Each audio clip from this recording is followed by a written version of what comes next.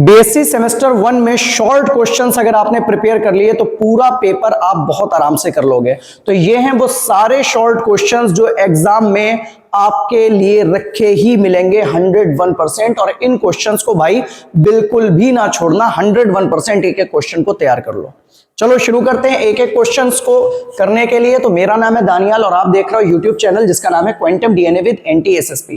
पहला क्वेश्चन जो short question बना हुआ है बहुत बार और बहुत इंपॉर्टेंट क्वेश्चन है।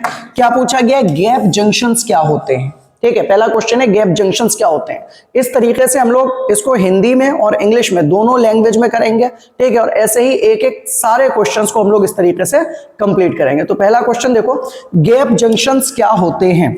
कह रहा है gap junctions are special channels. Gap junction क्या होते हैं? स्पेशल टाइप के चैनल्स होते हैं जो जैसे एक सपोज करो ये सेल है और दूसरी ये सेल है, तो दो सेल के बीच के जो कनेक्शंस होते हैं, जो दो सेल्स को बीच में से जोड़ने के लिए यूज करे जाते हैं, वो चैनल्स कहलाते हैं। और ये चैनल्स क्या होते हैं? गैप जंक्शंस होते हैं। ठीक है, इनकी देखो जब भी इस टाइप से क्वेश्चन आए तो पहले आप बताओगे किसने डिस्कवरी करी। तो डिस्कवर्ड बाई, इसकी जो खोज करी थी वो किसने करी थी? रीविल एंड कार्नोस्काई ने की थी 1967 में। दीज चैनल्स काम क्या होता है इनका? कनेक्ट करते हैं। कनेक्ट मतलब जोड़ना, दो सेल्स को आपस में, दो कोशिकाओं को आपस में जोड़ देते हैं। These channel connect the cytoplasm of two neighbouring animal cell. Neighbouring मतलब पड़ोसी, नीबरिंग मींस पड़ोसी, दो पड़ोसी एनिमल सेल को, जैसे एक ये सेल एक ये सेल, दो सेल्स को आपस में जोड़ते हैं। किसको जोड़ते हैं? सेल्स के साइटोप्लाज्म को आपस में मिक्स कर देते हैं, जोड़ देते हैं। Allow direct transfer of ions, जिसके थ्रू एक कोशिका से दूसरे कोशिका में डायरेक्टली क्या जा सकता है? आयंस कोई भी जा सकते हैं सॉल्ट के। ठीक है, न्यूट्रिएंट्स जा सकता है और कोई भी मैसेज या सिग्नल जा सकता है कि इधर से इधर की साइड में कोई सिग्नल जाना है, कोई मैसेज जाना है, वो जा सकता है। उसके बाद कह रहे हैं they help tissue like heart and smooth muscles to contract together. अब जितने भी हमारे ऐसी सेल्स हैं बॉडी की, ऐसे टिश्यूज हैं जिसमें एक ने काम करा, फिर दूसरी सेल ने काम करा, फिर तीसरी सेल ने, साथ साथ काम करना होता है, वहां पर इनका बहुत रोल होता है। तो कह रहा है जैसे आपका हार्ट हो गया या आपके डिफरेंट स्मूथ मसल्स हो गए, उनमें ये साथ साथ काम करने में हेल्प करते हैं। जैसे आपने एग्जाम्पल इसका लिख दो कि हार्ट बीट, जब हमारा दिल धड़कता है, जब हार्ट बीट होती है तो हार्ट की जितनी भी सेल्स होती हैं, जैसे ये सेल्स हैं सारी, ठीक है, तो इन सेल्स में मैसेज जाता है ना एक दूसरे से। जैसे सपोज करो ये हार्ट की सेल्स हैं, बहुत ध्यान समझना इस चीज को। और सिग्नल कहां से ओरिजिनेट होता है? यहां पर एक नोड होता है जिसका नाम होता है ऐसे नोड। ठीक, ऐसे नोड से ही तो मैसेज आता है सबसे पहले। तो जब ऐसे नोड से मैसेज आता है तो यहां आया, यहां से यहां आया, फिर एक एक एक एक एक एक एक सेल के अंदर मैसेज चला गया। तो वो मैसेज, वो सिग्नल्स को भेजने के लिए, या यहां से सोडियम आयंस जाते हैं, तो उन आयंस को भेजने के लिए क्या करते हैं हम लोग? गैप जंक्शंस का यूज करते हैं। मतलब गैप जंक्शंस वो चैनल्स हैं जो एक सेल को दूसरी सेल से कनेक्ट करते हैं और हेल्प करते हैं उनकी प्रॉपर फंक्शनिंग में। तो heart beat remains rhythmic. Heart beat जो रिदमिक होती है कि पहले एट्रिया करेगा, फिर वेंट्रिकल करेगा, फिर एट्रिया करेगा, फिर वेंट्रिकल करेगा, मतलब एक बार अलिंद एक बार निले। तो ये सारी चीजें किसकी वजह से होती हैं? गैप जंक्शंस की वजह से होती हैं। क्या आपको समझ में आ गया? ये 2 नंबर का, 2 मार्क्स का बहुत इंपॉर्टेंट क्वेश्चन है, बहुत ही ज्यादा इंपॉर्टेंट क्वेश्चन। ठीक है, आप अगर इतना स्टेटमेंट लिख कर आते हो 101% आपको अच्छे मार्क्स मिलेंगे। इसके अलावा आप इसी को हिंदी में लिख सकते हो, पूरा स्टेटमेंट आपका हिंदी में लिखा हुआ है। स्क्रीनशॉट ले लो, जल्दी से ले लिया? ठीक है, रिमेनिंग पार्ट का स्क्रीनशॉट ले लो, बचा हुआ हो गया, डन, गुड। आओ अब देखो अगला टॉपिक क्या है हमारा? ग्लाइकोकैलिक्स। ग्लाइकोकैलिक्स क्या होता है? ठीक है, ये भी एक इंपॉर्टेंट क्वेश्चन की फॉर्म में है और ये 2024 का अगर आप पेपर देखो, बीएससी 2024 का अगर आप पेपर देखो तो ये आपको क्वेश्चन वहां पर 101% मिलेगा। देखिए जरा जल्दी से, ग्लाइकोकैलिक्स क्या है? ग्लाइकोकैलिक्स कह रहा है एक शुगर रिच, कैसा है?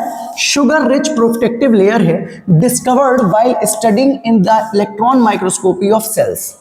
जब सेल्स की, जैसे सपोज करो ये कोशिका है कोई, ठीक, इस कोशिका की जब हम लोग स्टडी कर रहे थे कैसे, इलेक्ट्रॉन माइक्रोस्कोप के थ्रू, तब पता चला कि ग्लाइकोकैलिक्स भी कोई भाग है। और ये ग्लाइकोकैलिक्स होता कौन सा भाग है? ये शुगर रिच है, मतलब ये शुगर का बना होता है और एक तरीके से प्रोटेक्टिव कवरिंग है। सपोज करो ये है, ये एक लेयर है, प्रोटेक्टिव लेयर है जो पूरी किसी भी सेल्स के ऊपर पाई जाती है। ठीक है, उसके बाद कह रहे हैं इट इज मेड ऑफ, किसकी बनी होती है ये? अब नाम ही आ रहा है यार उसका, ग्लाइकोकैलिक्स, तो जाहिर सी बात है ग्लाइको की बनी होगी। तो ये ग्लाइकोलिपिड्स की बनी होती है और ग्लाइकोप्रोटीन्स की बनी होती है। ठीक है, किस किस की बनी होती है? ग्लाइकोलिपिड्स और ग्लाइकोप्रोटीन की। प्रेजेंट कहां पर पाई जाती है? On the outer surface. देखो जैसे ये सेल बनाई, इसके ऊपर में किनारे किनारे पर आपको दिखाया बाहर के साइड में, तो outer surface of the cell membrane, मतलब जो हमारी कोशिका की मेम्ब्रेन है, सेल की जो भित्ति है, उसके चारों तरफ आउटर सरफेस पर ये पाई जाएगी। इट प्रोटेक्ट्स, क्या करती है? जाहिर सी बात है, जब आखिरी कवरिंग है, एक चोला है, एक प्रोटेक्शन की फॉर्म में काम कर रहा है, तो ये हम लोग को बचाती है। किससे? सेल्स को बचाती है। और साथ में क्या करती है? हेल्प इन रिकॉग्निशन, सेल को पहचानने में हेल्प करती है। देखो बाहर से जैसा पेंट होता है ना, बाहर से जैसा कलर होगा तभी तो हम अपने घर को पहचान पाते हैं, तो इसी तरीके से सेल के ऊपर ग्लाइकोप्रोटीन होता है जिससे सेल्स की रिकॉग्निशन या पहचान होती है। And helps WBC identify foreign particles, और ये WBC को हेल्प करती है कि कोई भी बाहर का कोई पार्टिकल, WBC का होता है, ये फेजोसाइटोसिस होती है, फेजोसाइट्स होते हैं, कोई दूसरी सेल आई उसको पहचानना कि भाई तुम हमारी बॉडी की हो या किसी और की सेल हो। अगर हमारी बॉडी की हो तो हम तुम्हें अलाउ कर देंगे आगे जाने के लिए, वरना हम तुम्हें पकड़कर खा जाएंगे। तो ये WBC जो ये काम करता है, ये काम कैसे पहचानता है? ग्लाइकोकैलिक्स से ही देखकर पहचानता है। ठीक है, तो फॉरेन पार्टिकल्स को पहचानने के लिए काम करता है। जैसे एग्जाम्पल क्या हो गया? Blood groups are identified. अब हम लोग अपने ब्लड ग्रुप को कैसे पहचानते हैं? ग्लाइकोकैलिक्स के थ्रू तो पहचानते हैं। ठीक है, कि अब ग्लाइकोकैलिक्स में हमारे कौन से प्रोटीन है, तुम्हारे कौन से प्रोटीन है, उसके थ्रू हम लोग ब्लड ग्रुप को पहचान सकते हैं। तो ये क्वेश्चन आपके लिए बहुत इंपॉर्टेंट है, 2 मार्क्स आपको ये देकर 101% जाने वाला है। ये पूरा ये हिंदी में है, आप जल्दी से इसका स्क्रीनशॉट ले लो। ले लिया? गुड। अगला क्वेश्चन देखिएगा, एंडोसाइटोसिस। यह भी बढ़िया क्वेश्चन है, इस टाइप से क्वेश्चन आपको मिलते हैं। एंडोसाइटोसिस क्या है, एक्सोसाइटोसिस क्या है, ये सब पूछा जाता है। ठीक है, एंडो का मतलब क्या होता है?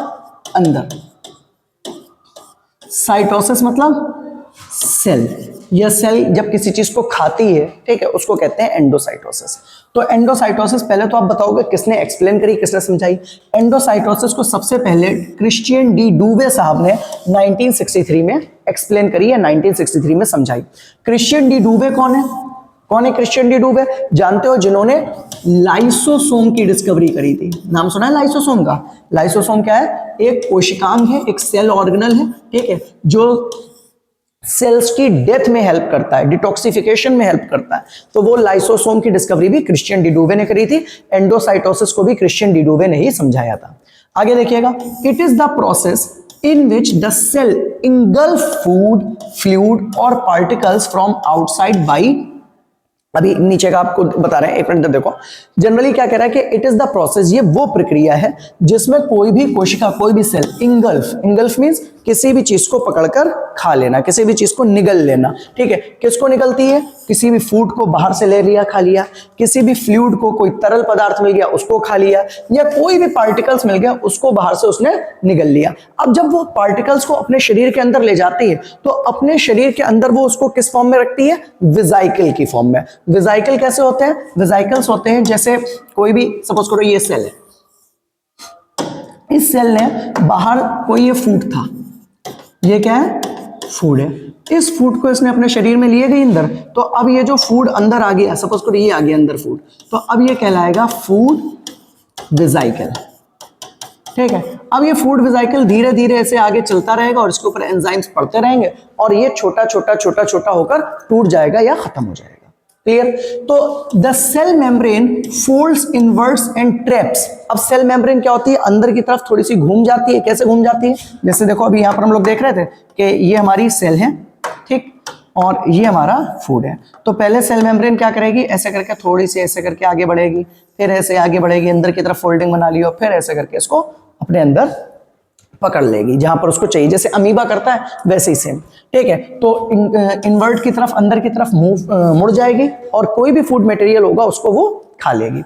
एग्जाम्पल याद रखना है इसका, जैसे white blood cells, WBC। Suppose करो अगर ये WBC है तो ये किसी भी बैक्टीरिया को या किसी को भी एंडोसाइटोसिस के थ्रू या फेजोसाइटोसिस के थ्रू क्या करती है? निगल लेती है या खा लेती है। क्लियर? समझ में आ गया ये चीज? जल्दी से इसका देखो भाई, तेजी में ले लिया स्क्रीनशॉट। अब आओ जरा हिंदी में।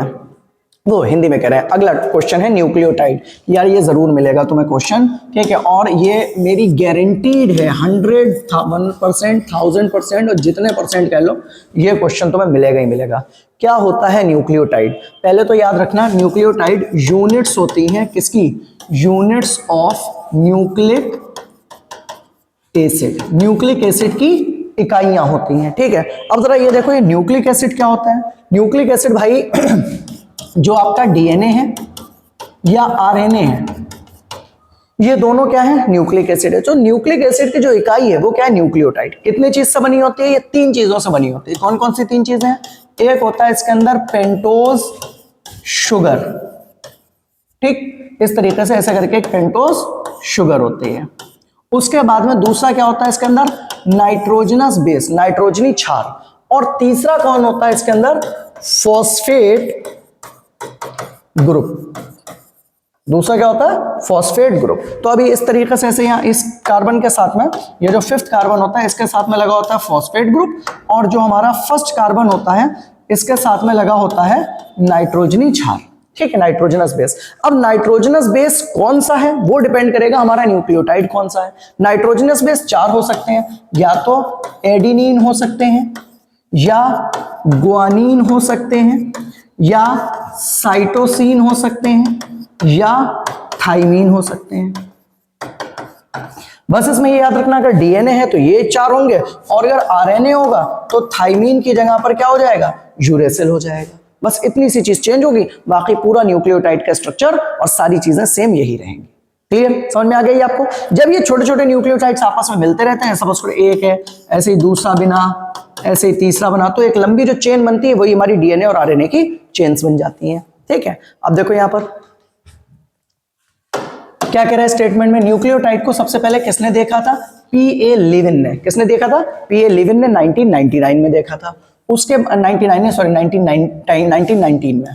Each nucleotide has 3 parts. Her nucleotide के 3 भाग होते हैं, अभी हम लोग ने पढ़े। कौन कौन सा? ए नाइट्रोजनस बेस। सबसे पहले क्या होता है? एक नाइट्रोजनी क्षार। नाइट्रोजनी क्षार में कौन कौन हो सकते हैं? एडिनिन, थाइमीन, ग्वानिन, साइटोसिन, या आरएनए अगर है तो क्या होगा? यूरेसिल। क्या इस बात में आपको कोई तकलीफ? कोई दिक्कत नहीं। दूसरा is sugar molecule. Sugar molecule कौन? जिसको अभी हम लोग क्या कह रहे थे? Pentose sugar. कौन सी शुगर? पेंटोज। अब अगर आरएनए है तो पेंटोज शुगर का नाम हो जाएगा राइबोज, और अगर डीएनए है तुम्हारे पास तो पेंटोज शुगर का नाम हो जाएगा डीऑक्सीराइबोज।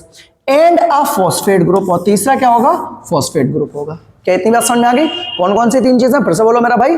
पहला नाइट्रोजनस बेस, दूसरा आपका शुगर मॉलिक्यूल मतलब पेंटोज शुगर, और तीसरा आपका फॉस्फेट ग्रुप। ये तीनों आपके होंगे तो न्यूक्लियोटाइड होगा। अच्छा, एक चीज और ध्यान रखना इसमें, अगर ये फॉस्फेट ग्रुप ना हो तो न्यूक्लियोटाइड को हम लोग न्यूक्लियोसाइड बोल देंगे। क्या बोलेंगे? न्यूक्लियोसाइड, ठीक। तो they are the building blocks of DNA and RNA. अब जाहिर सी बात है न्यूक्लिक एसिड बनाते हो, न्यूक्लिक एसिड क्या है? DNA RNA. तो डीएनए आरएनए के बिल्डिंग ब्लॉक्स हैं, डीएनए आरएनए के छोटे छोटे से पार्टिकल्स हैं, टुकड़े हैं। अब एग्जांपल फॉर्म में देख लो, जैसे एटीपी, एडिनोसिन ट्राइफॉस्फेट, ये भी एक टाइप का न्यूक्लियोटाइड फॉर्म करता है। एनर्जी मॉलिक्यूल है, ठीक है, तो ये क्या है? न्यूक्लियोटाइड। ये अगर आप एटीपी का एग्जांपल ना लो तो आप सीधे सीधे डीएनए या आरएनए का ही नाम लिख सकते हो। ये भी आपके क्या है? ये भी आपके न्यूक्लियोटाइड से ही मिलकर पूरी बॉडी इनकी फॉर्म होती है। क्लियर? समझ में आ गया आपको? 101% क्वेश्चन है भाई, ये इंपॉर्टेंट, पढ़ के जरूर जाना, मिलेगा, जरूर जरूर मिलेगा एग्जाम में। आओ, तो ये उसका पूरा हिंदी में हमारा स्टेटमेंट है। जल्दी से इसका स्क्रीनशॉट अगर लेना चाहो तो ले लो। आइए, अगला कह रहा है ट्यूबुलिन प्रोटीन क्या होता है? ट्यूबुलिन प्रोटीन, याद करो यार, एक पीछे हम लोग ने एक वीडियो भी देखी थी, ठीक है, आपने हो सकता ना देखी हो, पूरी हमने वीडियो एक बनाई हुई है, और अगर नहीं देखी है तो जल्दी से जाकर प्लेलिस्ट से देख लो, ठीक है। साइटोस्केलेटन, अभी कल परसों की ही वीडियो है। साइटोस्केलेटन मतलब कोशिका कंकाल। अब ये जो साइटोस्केलेटन या कोशिका कंकाल है, पहले तो ये तुम्हारा बहुत इंपॉर्टेंट क्वेश्चन है, और ये तुम्हें 4 मार्क्स में क्वेश्चन ये मिल सकता है, पहली चीज, ठीक। दूसरी चीज, साइटोस्केलेटन आपने 3 टाइप के पढ़े थे। कौन कौन से पढ़े थे? एक पढ़ा था माइक्रो फिलामेंट, एक पढ़ा था माइक्रो ट्यूब्यूल, और तीसरा हम लोग ने पढ़ा था इंटरमीडिएट फिलामेंट्स। ठीक है, तो जो इसमें माइक्रोट्यूब्यूल्स होता है, माइक्रोट्यूब्यूल किस चीज का बना होता है? माइक्रोट्यूब्यूल एक प्रोटीन का बना होता है, और वो प्रोटीन क्या था? ट्यूबुलिन प्रोटीन था। माइक्रोट्यूब्यूल जिस प्रोटीन का बना था उस प्रोटीन का नाम क्या था भाई? ट्यूबुलिन प्रोटीन था। तो हमसे यहाँ सीधे सीधे पूछा ट्यूबुलिन प्रोटीन क्या है, तो हम सीधे बताएंगे कि माइक्रोट्यूब्यूल नाम के जो साइटोस्केलेटन होते हैं वो किसके बने होते हैं? ट्यूबुलिन प्रोटीन के बने होते हैं। आओ जरा देखो स्टेटमेंट में क्या कह रहा है। कह रहा है tubulin was discovered by Gary Borisy. किसने डिस्कवर करा था? पहले तो इनका नाम बता देना। And Ed Taylor. ठीक है, इन्होंने 1967 में इसको डिस्कवरी करी थी इस प्रोटीन की। It is a globular protein, ये एक टाइप का ग्लोबुलर प्रोटीन है। ग्लोबुलर प्रोटीन कौन से होते हैं? जल्दी से बोलो, ग्लोबुलर प्रोटीन कौन से होते हैं? जो गोलाकार प्रोटीन होते हैं। ठीक है, जो ऐसे करके गोल प्रोटीन होते हैं उनको कहते हैं ग्लोबुलर प्रोटीन, और जो लंबे प्रोटीन होते हैं उनको क्या कहते हैं? Fibrous protein. ठीक है, तो दैट फॉर्म्स माइक्रोट्यूब्यूल, जो क्या बनाते हैं? माइक्रोट्यूब्यूल बनाते हैं। अब ये माइक्रोट्यूब्यूल कौन है? अभी पीछे हम लोग की बात हुई, जो हमारे सेल के अंदर के स्केलेटन, जो कोशिका के कंकाल होते हैं उनको क्या कहते हैं? साइटोस्केलेटन। साइटोस्केलेटन किसके बने होते हैं? माइक्रोट्यूब्यूल के। और माइक्रोट्यूब्यूल किसका बना है? ट्यूबुलिन नाम के प्रोटीन का। आगे बढ़ो। Microtubule help in cell division. किसमें हेल्प करते हैं माइक्रोट्यूब्यूल? सेल डिवीजन में हेल्प करते हैं। तो मतलब ये प्रोटीन भी, ट्यूबुलिन प्रोटीन भी सेल डिवीजन में सहायता देता है। क्रोमोसोम को मूव कराने में, भाई पोल्स की तरफ खींचने में हेल्प करते हैं। And give shape to cell, और कोशिका सही शेप में रहे। स्केलेटन का काम ही यही है, हमारे स्केलेटन का काम भी तो यही है ना कि हमारी बॉडी को सही प्रॉपर शेप दे। ठीक है, वैसे ही माइक्रोट्यूब्यूल्स का काम सेल को शेप देने के लिए। अब इसके एग्जांपल देख लो आप, जैसे स्पिंडल फाइबर्स हो गए। स्पिंडल फाइबर क्या होते हैं? जैसे आपने ये सेल डिवीजन देखी होगी, इस सेल डिवीजन में तुमने देखा होगा यहाँ पर जैसे क्रोमोसोम है। ठीक है, ये क्रोमोसोम है सपोज करो। अब इन क्रोमोसोम को खींचने के लिए ऐसे करके फाइबर्स देखे आपने? ठीक है, तो ये क्या है? ये माइक्रोट्यूब्यूल ही तो है। ये स्पिंडल फाइबर एक टाइप के माइक्रोट्यूब्यूल्स ही तो है। तो spindle fibre of mitosis are made up of कौन सा प्रोटीन? Tubulin protein. क्लियर? समझ में आ गया भाई? जल्दी से इसका हिंदी में पूरा स्टेटमेंट का आप स्क्रीनशॉट ले लो। हो गया? डन? आओ अगला देखो, जीपीसीआर। ये भी अच्छा क्वेश्चन है, थोड़ा सा टफ पड़ेगा। अगर इस टाइप से क्वेश्चन बनता है, अगर ये जीपीसीआर वगैरह पूछे गए तो क्वेश्चन पेपर हम लोग कहेंगे कि यार अरे मूड खराब हो गया, पेपर अच्छा नहीं आया, पेपर थोड़ा सा टफ आ गया। लेकिन कोई दिक्कत नहीं, इस टाइप के भी क्वेश्चंस आप प्रिपेयर करके जाओगे, इंपॉर्टेंट है, क्योंकि तभी हमने इसको पीडीएफ में अपनी डाला है। ठीक है, देखो जीपीसीआर, पहले तो ध्यान रखना क्या होता है? जी प्रोटीन कपल्ड रिसेप्टर। क्या फुल फॉर्म होती है इसकी? जी प्रोटीन कपल्ड रिसेप्टर। पहले तो इसको देखो, जब भी इस तरीके से कोई क्वेश्चन है तो एक फॉर्मल लाइन, डिस्कवरी किसने करी उसका नाम बता दो। ठीक है, तो किसने डिस्कवरी करी है इसकी? रॉबर्ट लेफ्कोविज ने की है। किसने करी है? स्पेलिंग थोड़ी सी उनकी टफ है, लेकिन आप प्रोनाउंसिएशन सही करना, लेफ्कोविज। ठीक है, तो किसने करी? रॉबर्ट लेफ्कोविज ने करी। और साथ में ब्रियन कोबिल्का ने की। किसने करी? ब्रियन कोबिल्का और रॉबर्ट लेफ्कोविज ने इसकी डिस्कवरी करी है। Who won the 2012 Nobel prize? और उसके साथ ही साथ इनको सन 2012 में इस काम के लिए क्या मिला? नोबेल प्राइज मिला। तो अभी आप ये देख रहे हो ना कि ये कितना रीसेंट वर्क है। मतलब ये नहीं है कि जो हम लोग डिस्कवरीज पढ़ते हैं 1800 की, 1900 की, बहुत पुरानी कोई डिस्कवरीज हो। बिल्कुल नई ताजा अभी आपके लिए ये डिस्कवरी है, तभी ये क्वेश्चन बहुत इंपॉर्टेंट है और बनता और हमारे सिलेबस का क्वेश्चन है। ठीक है, तो दीज रिसेप्टर्स, ये होते क्या है? बेसिकली एक रिसेप्टर्स होते हैं जो किसी भी कोशिका के किनारों पर सेल की मेम्ब्रेन पर, जैसे सपोज करो ये सेल मेम्ब्रेन है, इस पर पाए जाएंगे। ठीक है, are present on the cell membrane, cell की मेम्ब्रेन पर पाए जाएंगे। Detect hormones, light signal, smell and neurotransmitters. काम क्या होता है इनका? इधर देखो, सपोज करो ये रिसेप्टर ये है, ऐसे करके हैं रिसेप्टर लगे हुआ।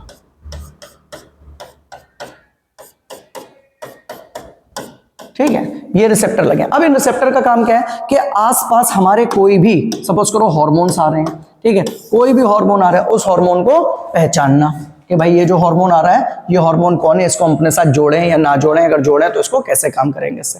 ठीक है, लाइट सिग्नल्स, कोई भी सिग्नल है, प्रकाश के सिग्नल है, कोई भी सिग्नल्स है, उनको ये पहचानता है। स्मेल को, ठीक है, स्मेल किसकी? किसी भी केमिकल की स्मेल, उसको ये ओडर को उसकी पहचान कर उसके लिए काम करता है। साथ ही साथ जैसे न्यूरॉन्स में होता है, न्यूरोट्रांसमीटर वर्क करते हैं, गाबा प्रोटीन वगैरह, वैसे भी ये वर्क करता है। ठीक है, they activate G protein inside the cell to produce a response. क्या करता है ये? अब इसने देखा कि सामने से ये हमारा कोई एक हार्मोन आ रहा है, उस हार्मोन को देखते ही इसने एक सेकंड मैसेज अंदर भेज दिया सेल में कि भाई वो हार्मोन आ रहा है, जल्दी से तुम तैयारी स्टार्ट कर दो।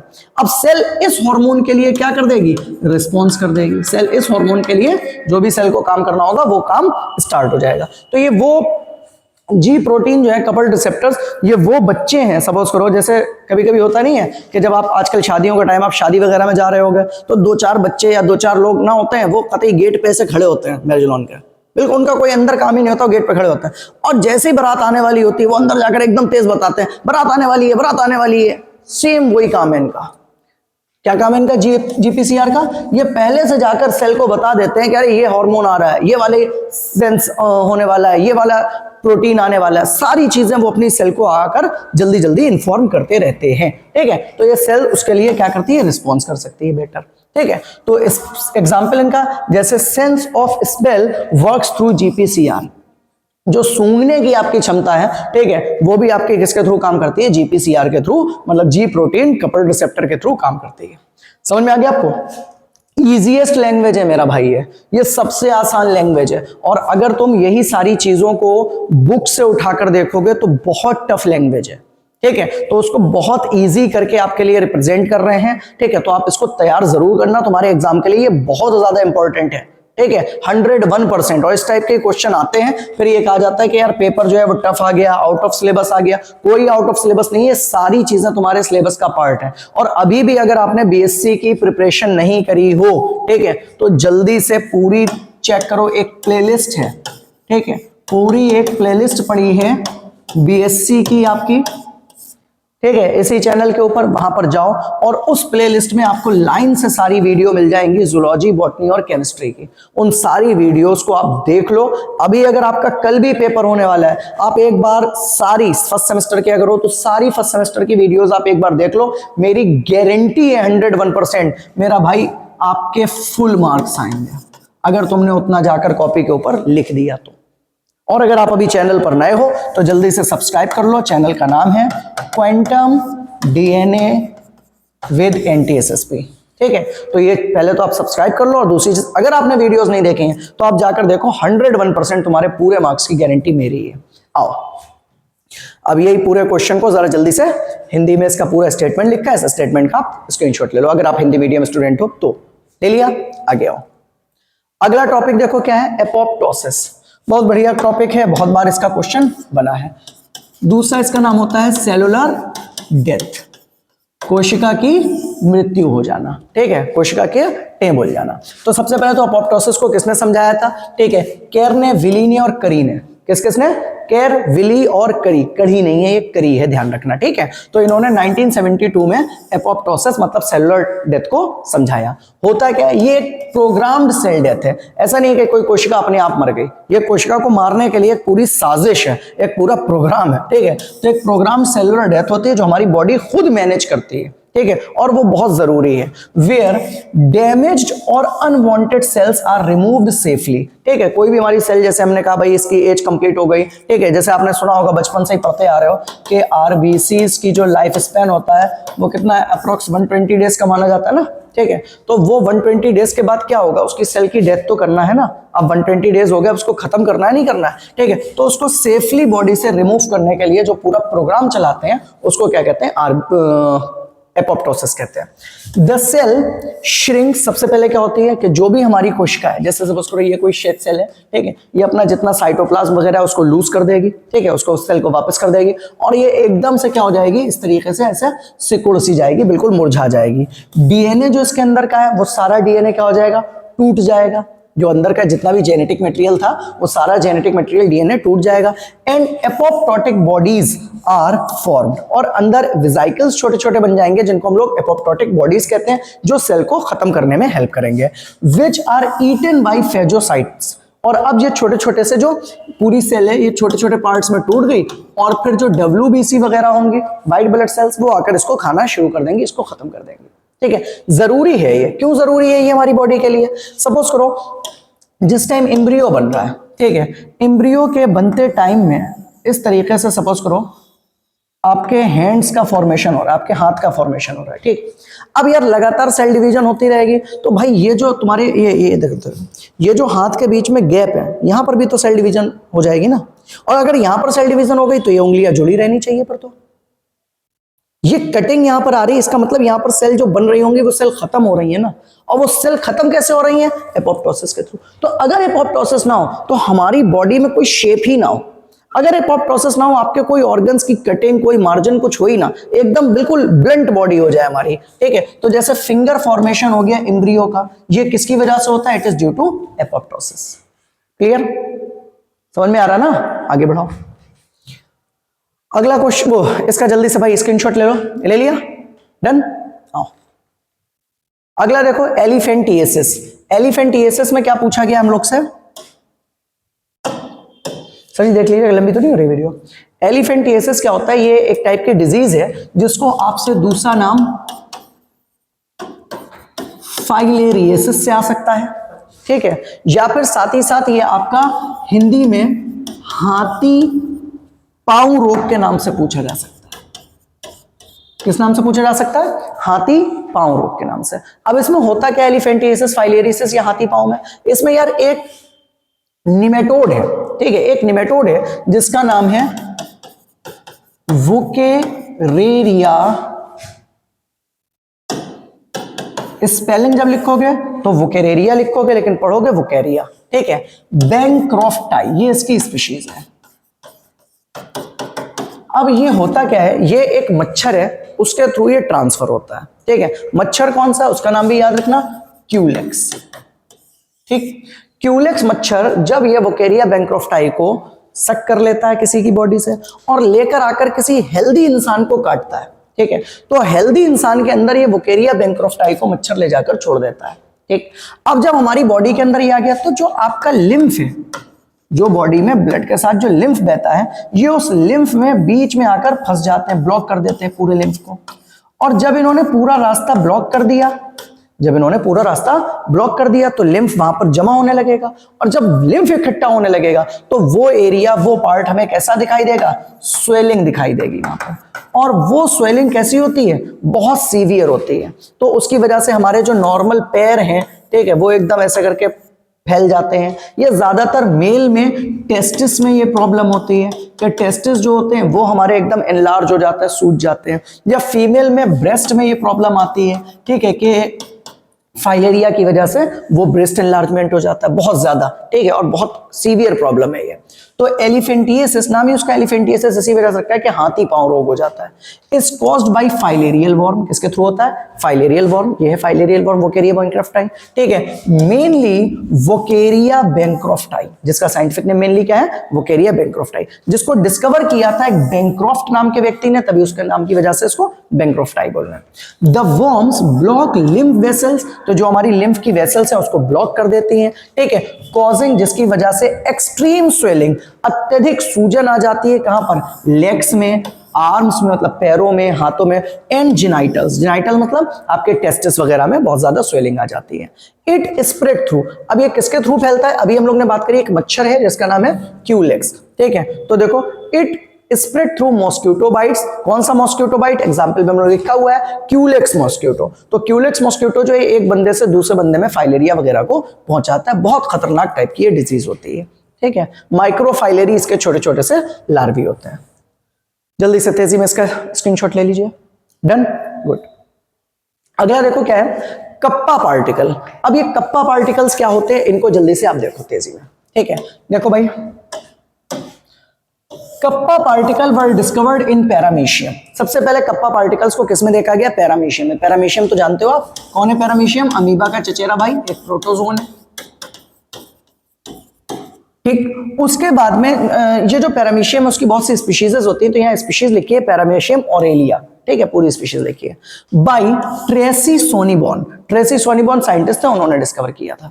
आगे कह रहा है they are symbiotic bacteria that live inside paramecium. ये पैरामीशियम के अंदर पाए जाने वाले एक सिम्बियोटिक बैक्टीरिया होते हैं, ठीक है। करते क्या, कैसे होते हैं, क्या काम होता है? देखो इधर, सपोज करो ये है हमारा पैरामीशियम, ठीक, क्लियर। पैरामीशियम यूनिसेलुलर है, लेकिन पैरामीशियम यूकैरियोटिक।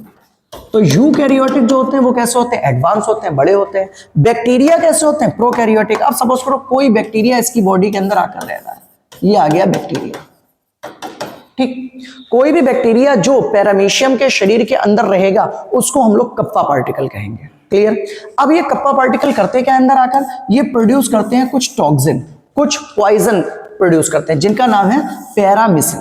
क्या नाम है? पैरामिसिन। क्यों नाम दिया पैरामिसिन? क्योंकि पैरामीशियम के अंदर आकर बना रहे हैं। That kill other strains. दिक्कत क्या है इनकी? ये दूसरे जो स्ट्रेन्स हैं पैरामीशियम के, ठीक है, उनको खत्म करने का काम ये करते रहते हैं, ठीक है। तो पैरामीशियम विद कप्पा पार्टिकल्स, मतलब पैरामीशियम, ये हमारी हो गई पैरामीशियम, और उसके साथ में ये बैक्टीरिया मतलब कप्पा पार्टिकल, ये दोनों मिलाकर ही हम लोग के क्या कहलाते हैं? किलर स्ट्रेन्स कहलाते हैं। क्यों किलर स्ट्रेन्स? क्योंकि दूसरे स्ट्रेन्स को मारने का काम करते हैं। क्लियर? अच्छा क्वेश्चन है, और इस टाइप से क्वेश्चंस बुक्स में नहीं दे रखे हैं, लेकिन ये एग्जाम में आए हुए हैं। ये 2023-24 का अगर आप पेपर उठाकर देखेंगे, ठीक है, तो आपको ये क्वेश्चन सेम इसी नाम से मिल जाएगा, ठीक है। तो एग्जामिनर आपसे उम्मीद रखता है कि आपको ये सारी चीजें आपने पढ़ी होंगी, तो इस टाइप के क्वेश्चंस आपको मिलेंगे, ठीक है। तो जल्दी से इनको प्रिपेयर कर लेना, बाद में ये ना कहना ये पेपर आउट ऑफ सिलेबस आया, ये टफ आया। स्क्रीनशॉट ले लिया? हाँ। लास्ट क्वेश्चन है एपिस्टेसिस। बहुत बढ़िया क्वेश्चन है, ठीक है। एपिस्टेसिस क्या होता है? जैसे सपोज करो तुमने मेंडल्स पढ़ा है, आओ मेंडल में आपने पढ़ा होगा कि डाइहाइब्रिड क्रॉस जो आता है वो 9:3:3:1 ये आता है, ठीक।